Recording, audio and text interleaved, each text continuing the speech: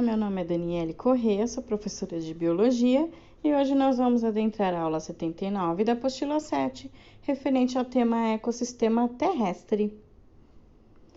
Bom, antes da gente entrar no nosso assunto, vamos relembrar um pouquinho das cadeias alimentares.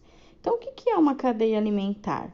Uma cadeia alimentar é a relação entre a matéria e a energia que os seres vivos utilizam para sobreviver, ou seja, as relações necessárias para a busca de energia por meio da alimentação. Então, todo ser vivo que se preze, ele vai buscar energia através da alimentação. E cada tipo de ser vivo vai se alimentar de determinado organismo. Então, de forma simplificada, a gente pode classificar como cadeia alimentar uma sequência de organismos que servem de alimento um para os outros. Nossa, professora, mas é isso mesmo?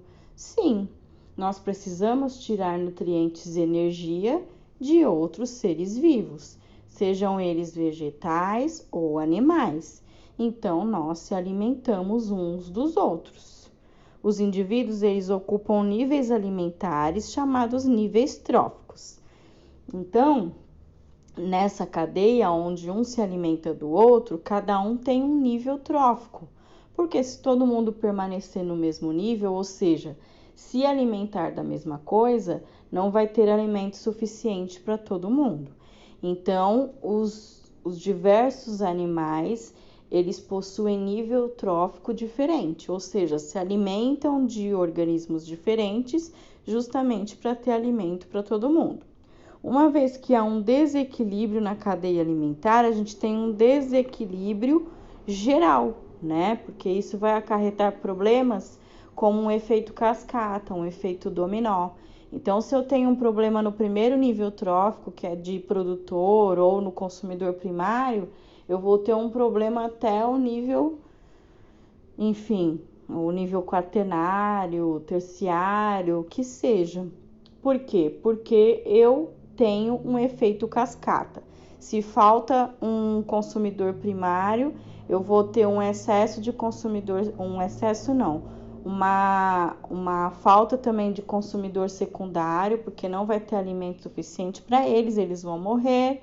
E aí eu também vou ter uma falta de consumidor terciário, porque não vai ter consumidor secundário para eles se alimentarem e assim por diante. Eu vou quebrar toda essa cadeia.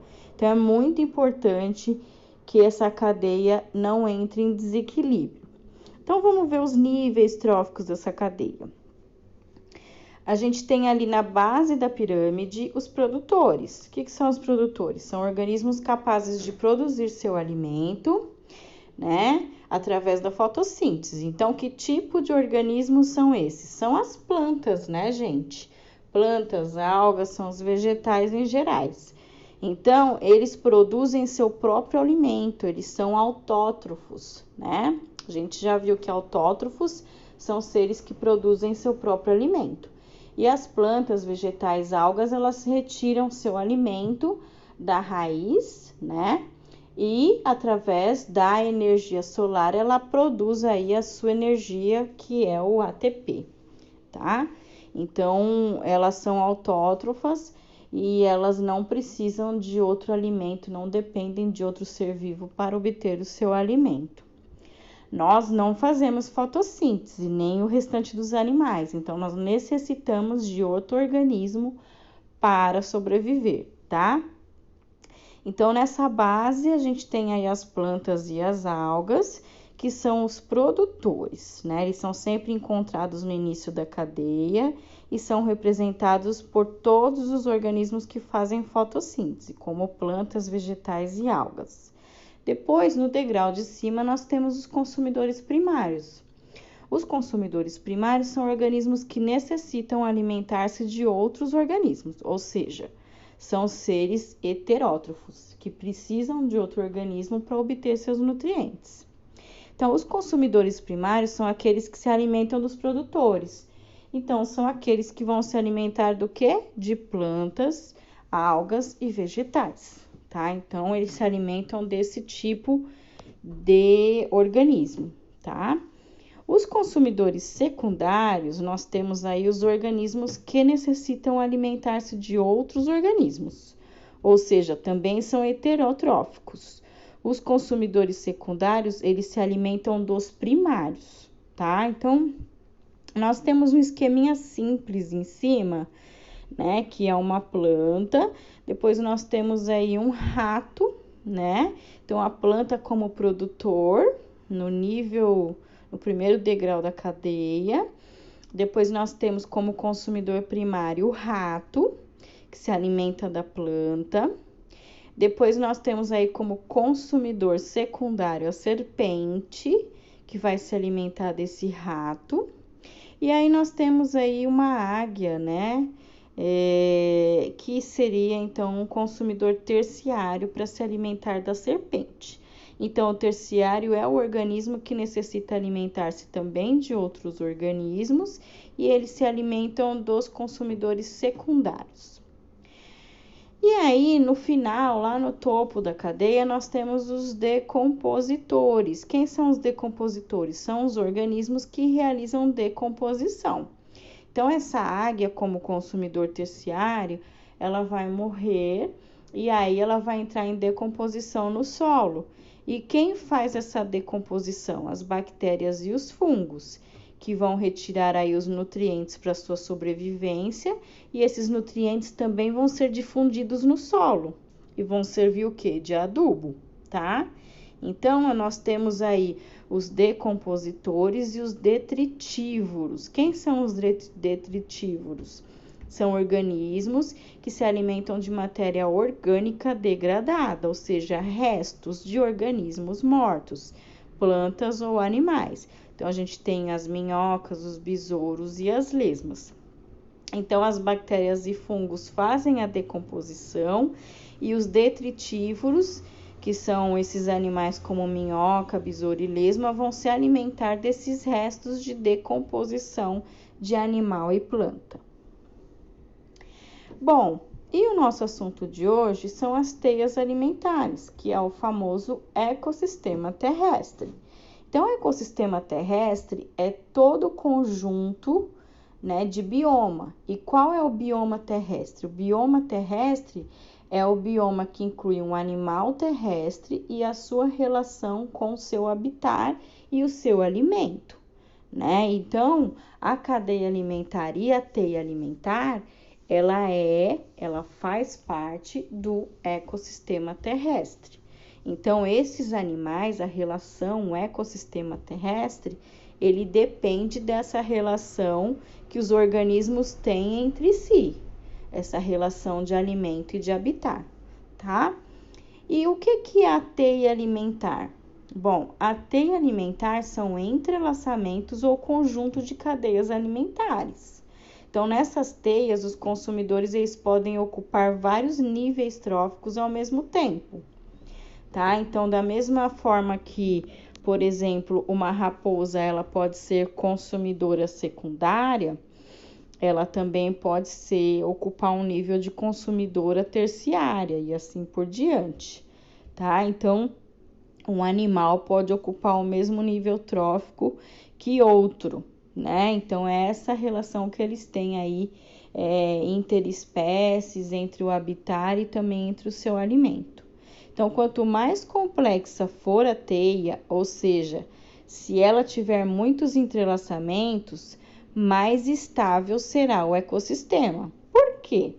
Porque, por exemplo, aquilo que eu falei de desequilibrar a cadeia é muito grave.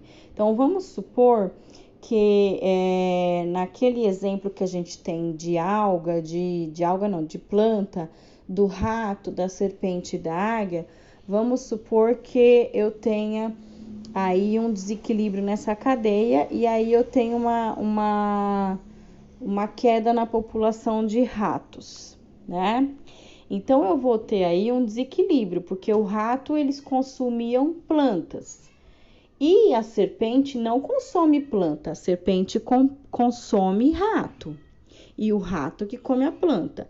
Então, o que vai acontecer?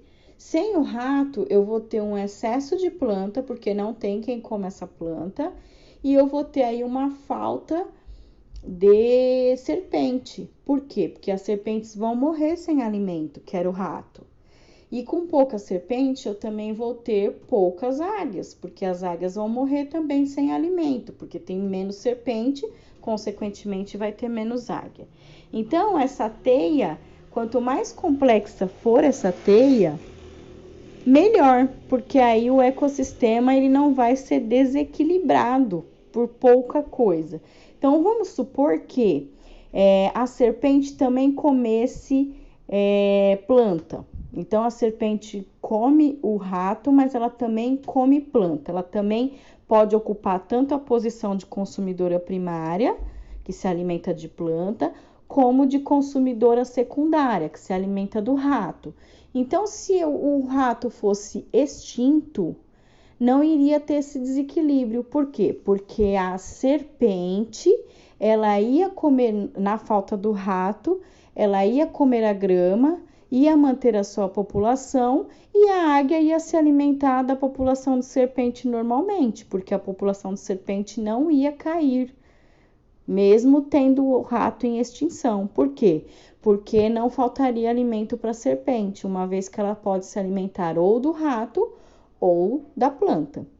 Igual nós, né? Então, nós podemos se alimentar ali tanto de vegetais quanto de animais. Então, se um dia faltar vegetal, a gente vai ficar o quê? Com a proteína animal.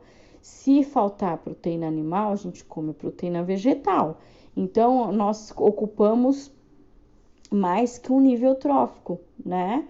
Então, é difícil faltar alimento pra gente. Então, quanto mais complexa for essa teia, ou seja, um animal que ocupa vários níveis tróficos, mais estável será esse ecossistema. Isso porque temos um animal consumidor que desempenha mais de uma função, ou seja, se alimenta de vários alimentos dentro da cadeia. Então, a gente tem aí um exemplo abaixo, nós temos aí a grama, então nós temos o veado como consumidor primário e nós temos aí um lobo como consumidor secundário. Aí nós temos o rato como consumidor primário, a raposa secundário e o lobo terciário. Então, o lobo pode ser ou secundário ou terciário. Aí nós temos aí, novamente, o rato como primário, a raposa como secundário e o urubu como terciário.